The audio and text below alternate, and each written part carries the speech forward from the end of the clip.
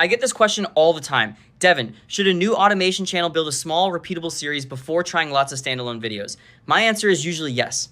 Start with a small, repeatable series first. Here's the operator reason. In the beginning, your biggest problem is not running out of ideas. It's learning what a good topic, title, thumbnail, script structure, and edit look like for your channel. A repeatable series lets you test those variables without changing everything at once. My rule is simple. Make a 3 to 5 video series around one format, one audience promise, and one packaging style. Same basic structure, different angles.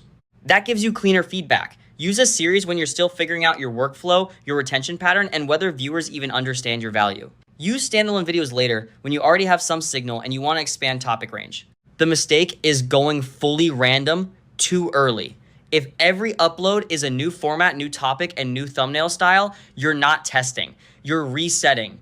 So for a new automation channel, I do about 70% repeatable series, 30% standalone tests. And if you're managing that production stack, Satura is useful as the workflow layer so the format stays consistent while you test ideas. Start narrow, learn fast, then widen.